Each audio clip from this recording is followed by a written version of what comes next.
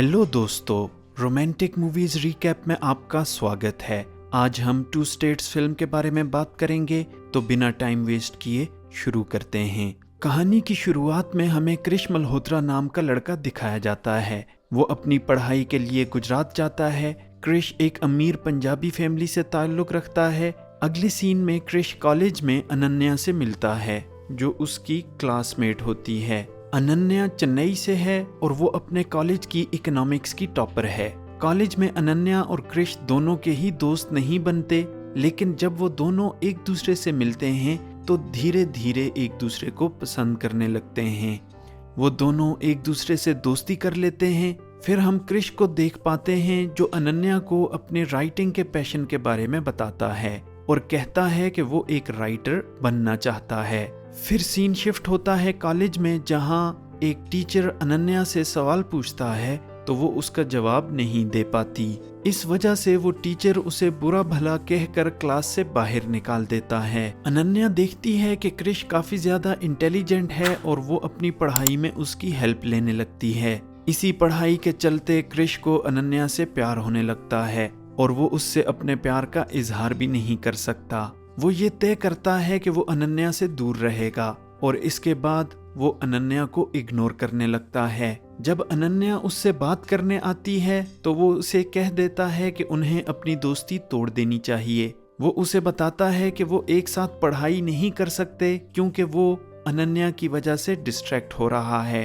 क्रिश का ये प्लान बिल्कुल भी काम नहीं करता।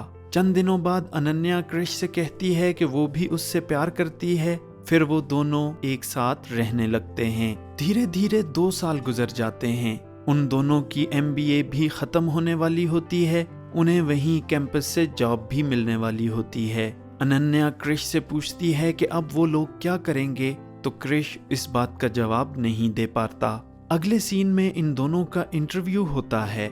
जब क्रिश इंटरव्यू देकर जाता है तो वो कुछ सोचने लगता है। फिर वो अनन्या के इंटरव्यू के दरमियान में जाकर उसे प्रपोज करता है और अनन्या भी उसे हाँ कह देती है। उन दोनों को कैंपस से जॉब भी मिल जाती है। इसके बाद अनन्या और क्रिश अपने पेरेंट्स को एक दूसरे से मिलवाते हैं, लेकिन क्रिश की माँ और अनन्या के पेरेंट्स एक दूसरे को देखकर बहुत नाखुश होते हैं। वो एक दूसरे को बिल्कुल भी नहीं समझ पाते, इसलिए इन दोनों की बात ज्यादा आगे नहीं बढ़ती। अगले सीन में अनन्या को अपने होम टाउन चेन्नई में ही जॉब मिल जाती है। दूसरी जानिब क्रिश अपने होम टाउन न्यू दिल्ली आ जाता है। अब वो कौन से सिटी में जॉब लेना चाहता है ये उस पर ही डिपेंड करता है। एक तरफ उसकी माँ उसे दिल्ली में जॉब करने के लिए कहती है, वहीं दूसरी तरफ अनन्या उसे चेन्नई में जॉब करने के लिए कहती है। क्रिश इन दोनों के बीच कंफ्यूज हो जाता है। अगले सीन में क्रिश की फैमिली उसे अपने राइटिंग पैशन और अनन्या को छोड़ने के लिए कहते हैं। वो लोग चाहते हैं कि क्रिश पंजाबी लड़की से शादी करे। फिर क्रिश का उसके पापा के साथ झगड़ा हो जाता है और वो डिसाइड करता है कि वो जॉब के लिए चेन्नई ही जाएगा। इसके बाद क्रिश चेन्नई आ जाता है और वहाँ ऑफिस ज्वाइन कर लेता है। अनन्या क्रिश को अपने घर इनवाइट करती है और वो दोनों ये सोचते हैं कि क्रिश कैसे उसकी फैमिली के साथ घुल मिल सकेगा। अनन्या उसे सजेशन देती है कि वो उसके छोटे भाई को ट्यूशन दे, इसलिए क्रिश को रोज अनन्या के घर आना पड़ता है। एक दिन क्रिश अनन्या के फादर की उनके प्रोजेक्ट पर हेल्प करता है और वो अपने एक इवेंट पर अनन्या की माँ को गाना गाने का मौका देता है। इस वजह से अनन्या की माँ भी उसका शुक्रिया अदा करती है और धीरे धीरे अनन्या की फैमिली क्रिश को पसंद करने लगती है। फिर अनन्या और क्रिश अनन्या की फैमिली को ये समझाने की कोशिश करते हैं कि वो दोनों एक दूसरे से काफी ज्यादा प्यार करते हैं। क्रिश कहता है कि वो हमेशा अनन्या का ख्याल करेगा और वो अकेले ही इन सब को शादी के लिए प्रपोज करता है। अनन्या की फैमिली भी उससे अनन्या की शादी करवाने के लिए तैयार हो जाती है। इसके बाद अनन्या और क्रिश दोनों ही दिल्ली जाने का प्लान बनाते हैं, लेकिन क्रिश की माँ अनन्या को देखकर थोड़ा भी खुश नहीं होती। अनन्या फिर भी क्रिश की माँ का दिल जीतने की कोशिश करती है। वो दोनों क्रिश की कजन की शादी में जाते हैं, जहाँ दहेज को लेकर कुछ प्रॉब्लम्स होती हैं। इन प्रॉब्लम्स की वजह से शादी कैंसिल होने का चांस भी बन सकता था।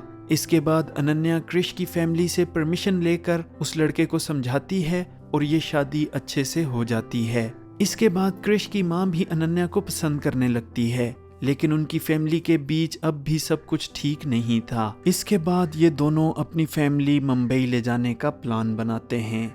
मुंबई जाकर भी अनन्या के पेरेंट्स और क्रिश की माँ के बीच कुछ भी ठीक नहीं होता। एक दिन दोनों फैमिलीज एक साथ लंच कर रही थीं तो क्रिश की माँ को उन लोगों के तमिलियन के बारे में बुरा भला कहती है, जो अनन्या के पेरेंट्स को अच्छा नहीं लगता और वो लोग उठकर चले जाते हैं। दूसरी जानिब अनन्या भी इस बात पर गुस्सा हो जाती है। क्रिश की माँ उससे कहती है कि उसे अनन्या जैसी बहू नहीं चाहिए, उसे ऐसी बहू चाहिए जो उसकी हर बात माने। क्रिश झूठ मूठ कह देता है कि शादी के बाद आप जैसे कहेंगे वैसे ही होगा। दूसरी जानिब अनन्या अपनी फैमिली को समझाकर वापस ले आती है और वो लोग क्रिश की ये बातें सुन लेते हैं। इस वजह से अनन्या क्रिश से काफी ज्यादा गुस्सा हो जाती है और उससे ब्रेकअप कर लेती है। इसके बाद वो वहाँ से अपने पेरेंट्स को लेकर चली जाती है। क्रिश भी अपनी माँ को लेकर वापस घर चला आता है। क्रिश और अनन्या दोनों ही इस बात से काफी ज्यादा परेशान होते हैं। क्रिश अनन्या से मिलने चेन्नई जाता है, लेकिन अनन्या उसे ये कह देती है कि अब उनके बीच कुछ नहीं हो सकता और उसे फोन करने से भी मना कर देती है। इसके बाद क्रिश काफी ज्यादा डिप्रेस्ड हो जाता है। फिर वो अनन्या और अपनी स्टोरी लिखता है। क्रिश की ये हालत उसके पापा भी देख रहे थे। वो क्रिश से अनन्या के बारे में पूछते हैं, लेकिन वो इस बारे में उन्हें कुछ नहीं कह पाता। इसके बाद अनन्या क्रिश को कॉल करती है और कहती है कि उसके पापा अनन्या की फैमिली से मिलने चेन्नई आए थे। उन्होंने क्रिश की माँ की तरफ से माफी भी मांगी है और उन दोनों की शादी की बात भी की है। इसके बाद क्रिश और अनन्या की शादी तय हो जाती है, लेकिन क्रिश के पापा उनकी शादी में आने से मना कर देते हैं, क्योंकि वो नहीं चाहते कि उनकी वजह से क्रिश की शादी में कोई प्रॉब्लम हो। क्रिश अपनी बाकी फैमिली के साथ चेन्नई आता है और इसके बाद उन दोनों की शादी की तैयारियां शुरू होती हैं। अनन्या की माँ और क्रिश की फैमिली दोनों अब इस शादी से बहुत खुश होते हैं। शादी से एक दिन पहले क्रिश के पापा आ जाते हैं, लेकिन क्रिश किसी को ये नहीं बताता। अगले दिन पंडित के पूछने पर वो सबको बताता है कि उसके पापा आ गए हैं। अगले सीन में वो अपनी सारी गलतियों के लिए क्रिश की माँ से माफी मांगते हैं, जिसके बाद ये शादी हो जाती है।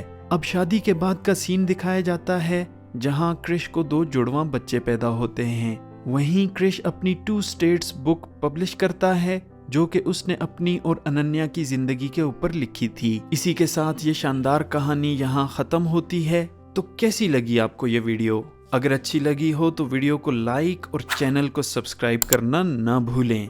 मिलते हैं नई वीडियो में, तब तक के लिए अपना ख्याल रखिएगा।